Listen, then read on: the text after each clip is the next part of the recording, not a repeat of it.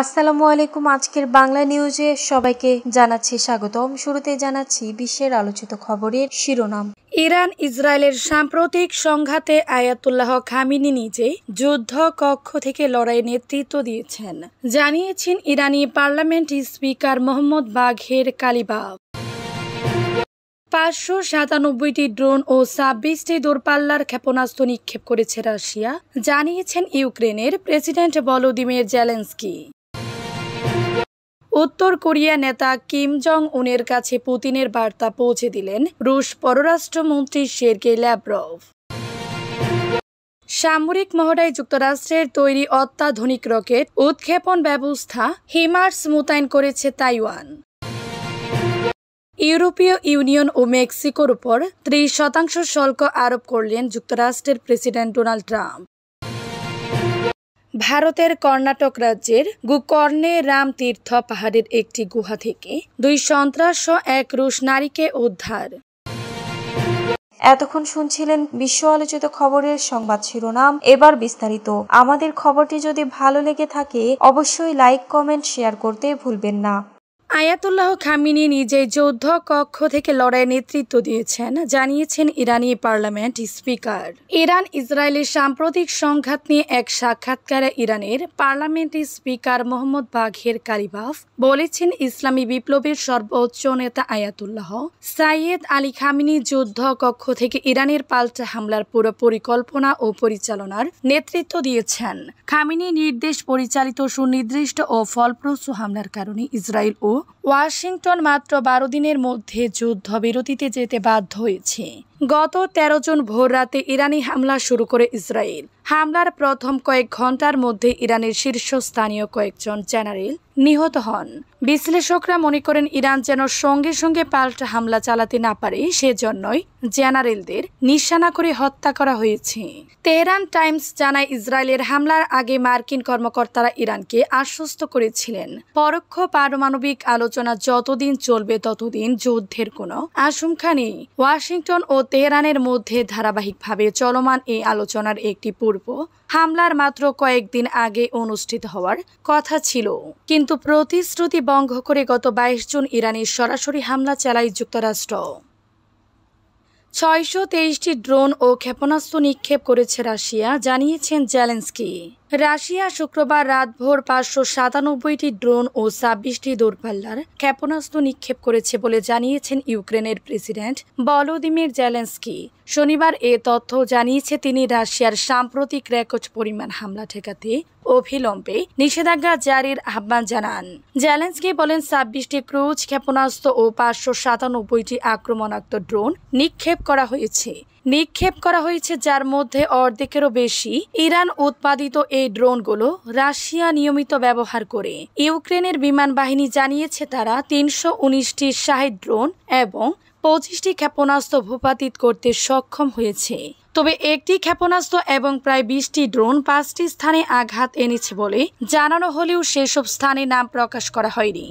Zelensky তার পশ্চিমা মিত্রদের প্রতি আহ্বান জানান, তারা যেন 2022 সালের ফেব্রুয়ারিতে শুরু হওয়া এই যুদ্ধ বন্ধে রাশিয়ার বিরুদ্ধে শুধু বার্তা প্রেরণ নয়, বাস্তব পদক্ষেপ গ্রহণ করেন। তিনি বলেন, রাশিয়ার এই ধারাবাহিক বিমান হামলার গতি শুধু নিষেধাজ্ঞার মাধ্যমে থামানো সম্ভব এবং তা এখনই করা দরকার। কিমের কাছে পুতিনের বার্তা পৌঁছে দিলেন রুশ পররাষ্ট্রমন্ত্রী। রাশিয়ার পররাষ্ট্রমন্ত্রী সের্গেই ল্যাভরভ উত্তর কোরিয়ার নেতা কিম জং উনের কাছে প্রেসিডেন্ট ভ্লাদিমির পুতিনের একটি বার্তা পৌঁছে দিয়েছেন। শনিবার 12 জুলাই এক প্রতিবেদনে রুশ বার্তা সংস্থা RIA নোভোস্কি এই কথা জানিয়েছেন। কিমের সঙ্গে বৈঠকে ল্যাভরভ বলেন, পুতিন আপনাকে উষ্ণ শুভেচ্ছা জানিয়েছেন, সকল চুক্তির প্রতি তার প্রতিশ্রুতি নিশ্চিত করেছেন। তিনি খুব নিকট ভবিষ্যতে আপনার সঙ্গে সরাসরি যোগাযোগ করার জন্য অত্যন্ত আশাবাদী। আগের দিন শুক্রবার রাশিয়ার পররাষ্ট্র মন্ত্রণালয়ের প্রধান উত্তর কোরিয়া সফরে যান। তিনি দেশটির নেতৃত্বের সঙ্গে বিভিন্ন বিষয় নিয়ে আলোচনা করছেন। উত্তর কোরিয়ার পররাষ্ট্রমন্ত্রী চুই সুন হের সঙ্গে বৈঠকে ল্যাভরভ দ্বিপাক্ষিক সম্পর্ক, কোরীয় উপদ্বীপের পরিস্থিতি এবং আসন্ন যোগাযোগের সময়সূচি নিয়ে আলোচনা করেন। এছাড়া একই দিন রাশিয়া এবং উত্তর কোরিয়ার মধ্যে দ্বিতীয় দফা কৌশলগত সংলাপ অনুষ্ঠিত হয়েছে। এরপর যৌথ বিবৃতিতে বলা হয়, রাশিয়া এবং উত্তর কোরিয়া উত্তর পূর্ব এশিয়ার নেটো অবকাঠামো তৈরির প্রচেষ্টাকে বিপজ্জনক বলে মনে করে এবং রাশিয়া প্রশান্ত মহাসাগরীয় অঞ্চলের সমান এবং অবিভাজ্য নিরাপত্তা নিশ্চিত করার জন্য নির্ভরযোগ্য ব্যবস্থা তৈরির প্রয়োজনীয়তার বিষয়ে একমত। সামরিক মহড়ায় যুক্তরাষ্ট্রের তৈরি হিমার্স মোতায়েন করেছে তাইওয়ান। চীনের যে কোনো ধরনের হামলা প্রতিহত করার লক্ষ্যে সামরিক মহড়া চালাচ্ছে তাইওয়ান। এই মহড়ার অংশ হিসেবে যুক্তরাষ্ট্রের তৈরি অত্যাধুনিক রকেট উৎক্ষেপণ ব্যবস্থা হিমার্স HIMARS মোতায়েন করেছে স্বায়ত্তশাসিত দ্বীপটি। আজ শনিবার তাইওয়ানের মধ্যে উপকূলীয়র কাছে তাইচুং শহরে HIMARS যুক্ত দুটি ট্রাক দেখা যায়। তাইওয়ান প্রতি বছর হ্যান কুয়াং নামে সামরিক মহড়া চালায়, তবে এবারের মহড়া সবচেয়ে বিস্তৃত আকারে চালানো হচ্ছে। আজ ছিল 10 দিনের এই মহড়ার চতুর্থ দিন। সামনের দিনগুলিতে মহড়ায় কিছু অস্ত্রের ব্যবহার করা হতে পারে। একই সঙ্গে মহড়ায় যোগ দিতে পারে বিমান বাহিনীর উড়োজাহাজ ও নৌবাহিনীর আরও নৌযান। তাইওয়ানের সামরিক বাহিনীর মুখপাত্র কর্নেল চেন লিয়ান জিয়া বলেন, HIMARS থেকে রকেট উৎক্ষেপণের আগ পর্যন্ত এই উৎক্ষেপণ ব্যবস্থা শত্রুর চোখ থেকে আড়ালে রাখতে হবে। তবে এই অঞ্চলের বিভিন্ন দেশের সামরিক বাহিনীর কর্মকর্তারা বলেছেন, যুদ্ধের মতো এই মহড়ায় HIMARS মোতায়েন ঘনিষ্ঠভাবে নজরে রাখা হচ্ছে। গণতান্ত্রিকভাবে সাহিত্য তাইওয়ানকে নিজেদের ভূখণ্ডের অংশ বলে দাবি করে তাইওয়ান। ইউরোপীয় ইউনিয়ন ও মেক্সিকোর উপর 30% শুল্ক আরোপ করলেন ট্রাম্প। ইউরোপীয় ইউনিয়ন EU ও মেক্সিকো থেকে আমদানি করা পণ্যের উপর 30% শুল্ক আরোপ করেছেন যুক্তরাষ্ট্রের প্রেসিডেন্ট ডোনাল্ড ট্রাম্প। আগামী 1 আগস্ট থেকে এই শুল্ক কার্যকর হবে বলে জানিয়েছেন তিনি। আজ শনিবার মার্কিন সরকারের এক বিবৃতিতে এই তথ্য জানানো হয়েছে। ইউরোপের 27 দেশের জোট EU যুক্তরাষ্ট্রের সবচেয়ে বড় বাণিজ্যিক অংশীদার।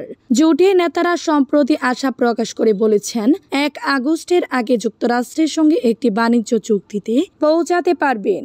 এরই মধ্যে EUর উপর চড়া শুল্ক আরোপ করলেন ট্রাম্প। ইউরোপের 27 দেশের জোট EU যুক্তরাষ্ট্রের সবচেয়ে বড় বাণিজ্যিক অংশীদার। জোটের নেতারা সম্প্রতি আশা প্রকাশ করে বলেছিলেন, 1 আগস্টের আগে যুক্তরাষ্ট্রের সঙ্গে একটি বাণিজ্য চুক্তিতে পৌঁছাতে পারবেন।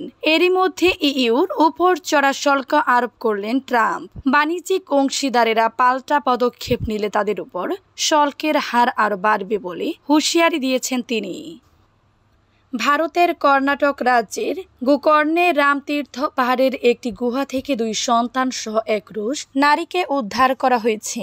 আত্মিক প্রশান্তি ও ধ্যানের জন্য তিনি রাজ্যের উত্তর কান্নাডা জেলায় অবস্থিত ওই গুহায় ছিলেন। আজ শনিবার স্থানীয় এক পুলিশ কর্মকর্তা এই তথ্য জানিয়েছেন। রুশ ওই নারীর নাম নিনা কুতিনা ওরফে মুহি। তার বয়স 40 বছর। ব্যবসায়িক ভিসায় তিনি রাশিয়া থেকে ভারতে এসেছিলেন। এরপর গুহা হয়ে কর্ণাটকের গোকর্ণ শহরে বসবাস শুরু করেন।